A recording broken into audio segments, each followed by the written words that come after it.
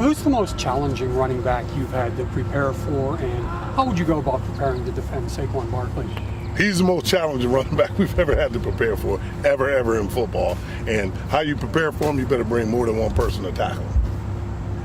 How has this line grown during camp so far? Well, I think the spirit of competition. This is the most competition that we've had per position throughout my 4 years, going to my fourth year now. And I think that in itself makes it a lot easier to coach, because the guy knows that if he doesn't have positive reps, the next guy is right behind him. So it's just a spirit of competition at this point. Who have been some of those positive rep guys? Positive rep guys, I mean, I'm so excited about Curtis Cawthorn and Parker Cawthorn, the Cawthorn brothers.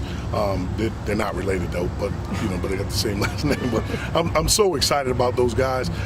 Seeing good things from Shaka Toney and Shane Simmons. Those guys have really stepped up their game. And then a guy that, a lot of guys I know you guys talked about him a little bit in the summertime, but Sharif Miller has had an outstanding camp. What sort of rotation are you going to be looking at numbers-wise? You've always used a lot of guys, but it seems like this year, as you mentioned, you have even more guys. How many could realistically expect to play?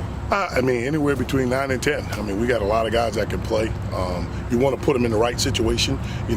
Certain guys are better against the run, certain guys are better against the pass, and it's my job to make sure that they're put in the right position every week. And where's a guy like Etor in that mix? Is he still fighting to get in it? Well, yeah, Etor's still in the fight. I mean, a very talented freshman, one of the most talented guys I've seen coming through here.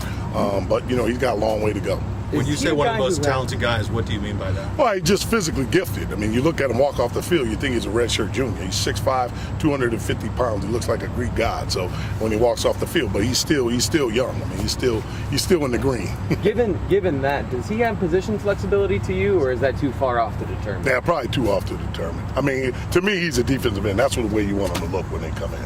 At what point will you and James kind of have that red, yellow, green talk with the freshmen? Now, when I say green, I mean green, meaning he's still at the lightweight, and I don't mean anything about red shirt. So no, but when will you have?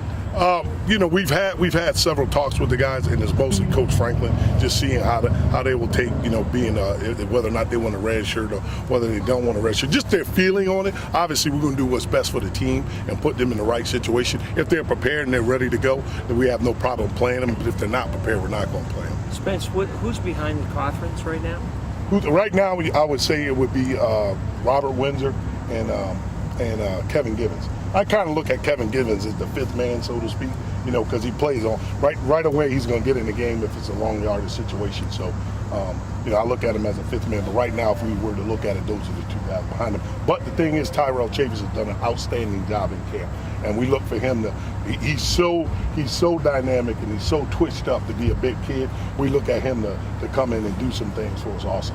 James talked last week about how the perception of weight needed at defensive end has changed, and you've got a lot of guys who are considered underweight for that position. Can you talk about what's the new normal now at that position? It just depends. I mean, if the kid can play strong, weight, I don't know if it's a factor, because really a lot of people aren't running power football. I mean, you do face some teams that do that, but there's still a physicality at the game. So I don't necessarily judge it by weight. I wonder if that kid can play with great leverage and hold his position. I mean, if he can't do that, then clearly at that point it's less than weight, it's more technique. Is that what you see from some of the guys? I know you're probably referring to Shaka Toney and Sharif. No, Sharif's 257 pounds. I mean, Garrett Sickles and Evan Swan were 257. I mean, we had the freak Carl Nassib that was 275. But I mean, that guy just comes around once in a while. So both of those guys play with great leverage. We work on technique, hand placement. So we're not going to get overwhelmed by weight. I want them to be able to transition from run to pass. So I don't want them too heavy. It's kind of a fine line between being too heavy and being too light. You mentioned Curtis at the beginning as someone you're excited for. I guess what makes you excited about him, and what about him this offseason do you think will transition to the next year? He's grown to 290 pounds, and not that he was in his probably the mid-80s last year, but what I'll say about him, there was a position change. So he went from being a defensive end to being a defensive tackle. So at that point in time, he's able to transition now because he's had a year at playing that position. Playing the position and actually being moved to the position are two different things. And now with being a year in the program in that particular position is going to help him out. He gives us versatility though, because he'll play 5 technique in some of the packages and things like that. And I just love his twitch off the ball. What are some of the challenges this offense poses to the defensive line, not from the standpoint of playing them in practice, but it's the third quarter and they might only be on the field for 2 minutes and then you guys have to go back out there? Well, probably they've scored, so I like when they score and we go back out there and we get a chance to sack the quarterback. But I don't know if that's a problem for us. That's just kind of what it is. That's the culture in which we do offensively, and we embrace it, and we don't have a problem with that. If they come 3 and out, we're right back on the field. If they sustain a drive for 16 plays, we're right back. We come on the field in 16 plays. So we embrace what they do, and as far as in practice, what they do to us, it prepares us for all those games. I mean, it's very hard to emulate that in practice with the scout team. But when you get that every day from your offense, it's not going to be a shock when you play in a game. You have to manage that differently in a game, knowing that the offense is going to be off the field quicker, rather than maybe if you've got an offense that's going to take on 7 or 8 minutes off the clock and have 15 plays. Again, I think having depth is certainly something that will help you with that, because if you have tremendous depth, you don't worry about that. You just go to your next rotation and put those guys on the field. You shouldn't play with tired football players when we have as much depth as we have. What about your perspective on the O-line? I mean, you've seen that thing kind of grow and develop from the other side of the ball. What's it been like watching that? Well, first of all, Matt Linewear is an unbelievable coach. One of the best I've ever been around. You just watch the talent that we've recruited coming into those positions, watching those guys grow, the Mike Minutes and such, and Mike Miranda and all those guys, and C.J. Thorpe as a freshman coming in. But then you still got Nelly, and you still got Big Baby, and you still got Big Bacon. You know who Big Bacon is? Yeah, 77. All right, so I'm throwing out these nicknames because it's coming to my tongue like that. But you still got those guys that are nucleus in the core of your line, and they just do a tremendous job working in sync. Spence, how excited are you to get a guy like Andy Weber in here? It's awesome, man. The guy did what he had to do to get here, and when you can give that guy an opportunity now that he's done everything he was supposed to do, give him an opportunity to come to a place like Penn State and play, it's just a blessing. I saw him today. We call him Smiley. He's all smiles. I'm excited to get him on campus, get him rolling. Spence, after last year's opener, when you had rolled out along a lot of young guys, we'd heard a ton about gap discipline, how you could have had X amount of sacks more against Kent State. At this stage when you're going to roll out more young guys, does that become not a concern but an extra focus considering the time of year and your personnel? Yeah, I think, in that game, I think we had 7, right? Yeah. So, and that was one of those games where we probably missed like 4 or 5. So, that's going to happen, and I think that comes with maturity. You were playing a lot of redshirt freshmen. Kevin Givens was a redshirt freshman.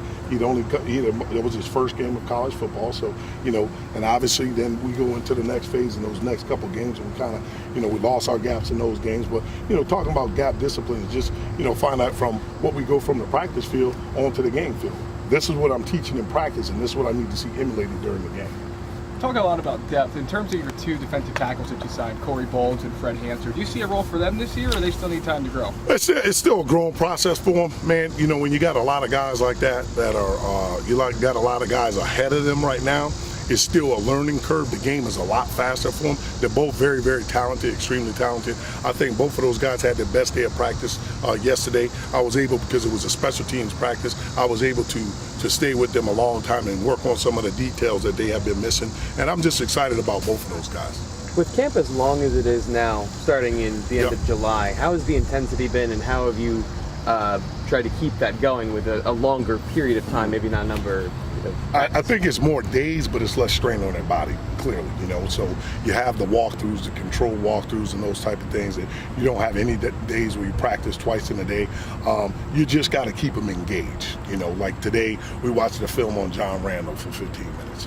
Just a guy that played the game at a high level. Yesterday, I gave a lesson on the Pullman Invictus. I'm just trying to do everything I can to keep them engaged. And I'm not just talking about football, just as a whole, because I think it's our job and our responsibility as educators to them that we show them more than football. Did you pick John Randall for a reason?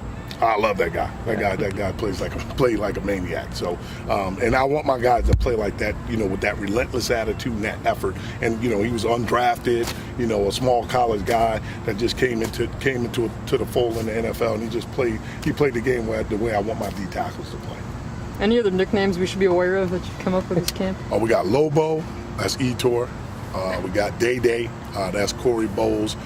We got Fred, we say his name was long, we put a bunch of D's on it right there, and we call Damian Smiley right now. But by the end of camp, by the end of the transition of him coming into school, we'll have a different nickname for him.